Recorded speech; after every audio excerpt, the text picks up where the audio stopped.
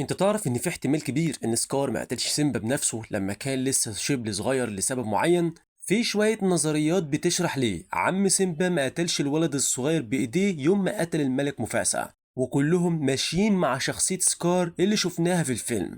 بس ده مش معناه ان في اي مبرر للي عمله، ولا انه ممكن يتسامح على اللي عمله فينا كاطفال لما شفنا اول مرة موت على الشاشة واحنا صغيرين. بس برضو الموضوع يخلينا نستغرب، مش كده؟ ما كانش فيه اي حاجة تمنع سكار انه يقتل سيمبا وهو واقف قدامه في الوادي، بس لسبب ما قرر يسيبه يعيش. مفاسا اللي كان اكبر تهديد لسكار مات قدامه، ومع كده ساب ابنه الأمير ووريث العرش يهرب وهو شايل ذنب كبير في قلبه. ممكن تقول إن سكار كان ناوي يخلي الضباع يطاردوا سيمبا ويقتلوه بعد ما قال له يهرب، بس ده يعتبر مجهود زيادة منه.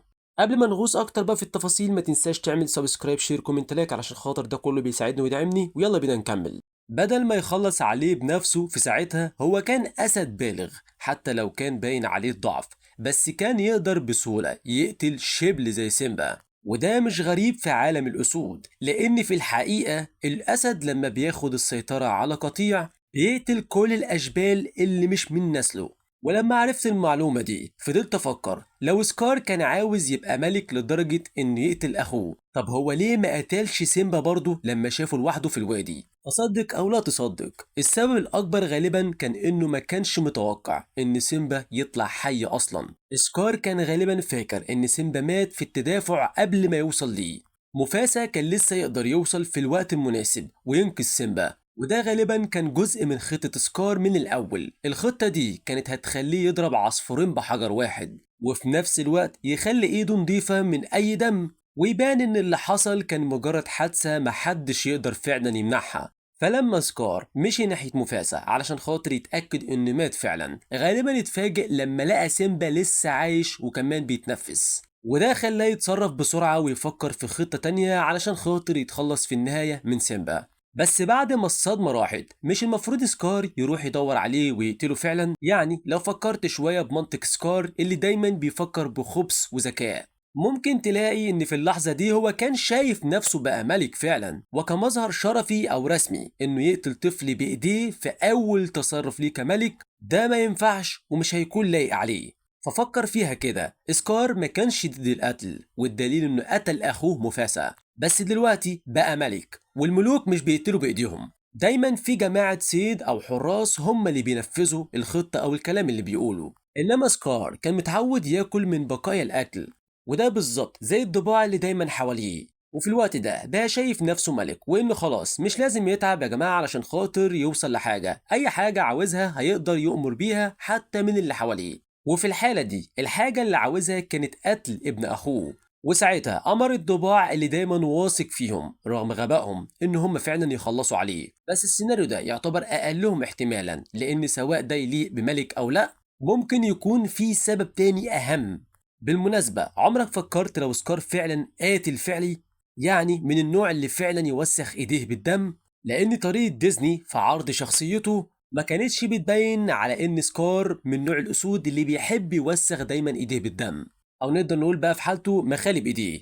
هو واضح فعلا انه قاتل، والدليل جثة مفاسا اللي كانت مرمية في الوادي، بس هو نفسه ما قتلش حد بايده بشكل مباشر.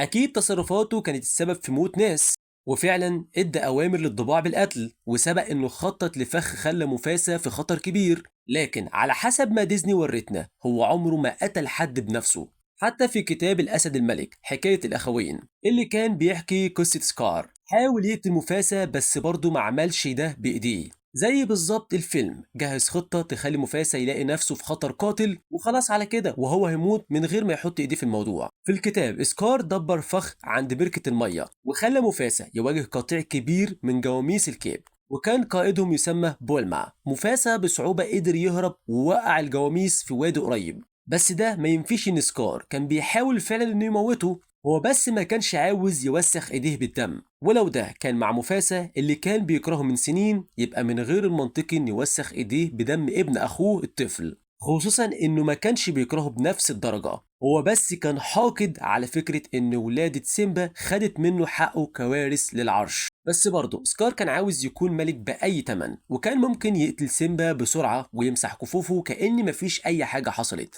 طيب هو ليه ما عملش كده أصلا؟ السبب ممكن يكون برضه نابع من طبيعته اللي ما بتحبش تعمل الشغل الوسخ بنفسها. طول الفيلم بنشوف ان سكار دايما هو العقل المدبر، المكار اللي بيرتب الشر من ورا الكواليس، بس مش هو اللي بينفذ. لما كان عاوز الضباع يقتلوا سيمبا في مقبرة الفيلة، وده كان في بداية الفيلم، فهو هنا أمرهم لكن ما عملش كده بنفسه. ونفس الكلام حصل لما قتل مفاسة، بس بدل الضباع استخدم قطيع ضخم من الجاموس البري اللي الضباع خلوه يهيج ويدوس في الوادي. في الحالتين سكار كان هو اللي بيحرك الخيوط من ورا الستار، لكنه عمره ما كان الشخص اللي يوسخ ايديه بنفسه. ولو فكرت فيها ده ممكن يكون بالظبط السبب اللي خلاه ما يقتلش سيمبا بنفسه، مش علشان خاطر كان خايف ولا عشان خاطر كان لسه عنده مشاعر ناحيته، لكن ببساطة لأنه سكار عمره ما حب يوسخ ايديه.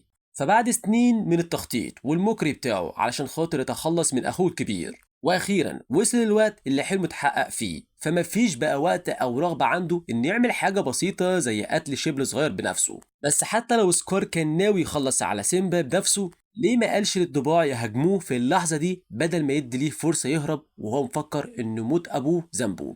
ولو سكار فعلا قتل سيمبا وسابه مرمي جنب جثه مفاسا، كانت النتيجة هتكون أخطر بكتير، لأن ساعتها كان احتمال كبير إن باقي الأسود يكتشفوا الخدعة اللي عملها، وسلطته هنا بقى كانت هتنهار قبل ما تبدأ أصلا. فصعب نصدق إن مفيش ولا واحدة من الأسود راحت تشوف جثة مفاسا علشان خاطر تتأكد بنفسها إنه فعلا مفاسا مات، وكمان علشان خاطر تعرف إذا كان سكار بيقول الحقيقة ولا لأ.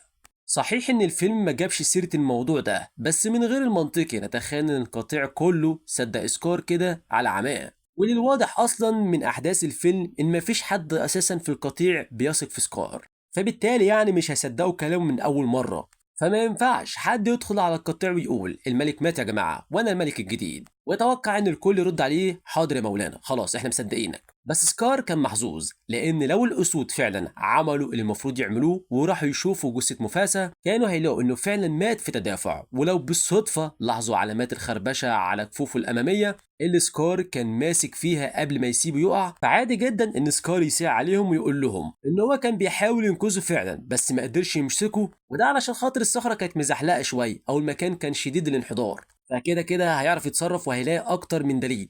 لكن القصة كانت هتبقى مختلفة تماما لو سكار فعلا قتل سيمبا وسابه جنب جثة أبوه. ساعتها ما فيش تفسير للجروح اللي في جسم سيمبا، وكمان ريحة سكار كانت هتبقى باينة عليه، وساعتها بقى باقي الأسود كان هيعرفوا فورا إنه ليه يد في الموضوع ده. وحتى لو سكار ما قتلش سيمبا بنفسه وقال إن الضباع هم اللي عملوها، برضه كان لازم يلاقي تفسير يقنعهم ازاي الضباع وصلوا لابن الملك وازاي قدروا يقتلوه من غير ما حد يعرف. يعني في الحالتين كل الأصابع أو مثلا الكفوف كانت هتتوجه لسكار من أول لحظة، والأسود في الوقت ده كانت هتعمل ثورة عليه حرفيا زي ما حصل فعلا في نهاية الفيلم لما اكتشفوا الحقيقة.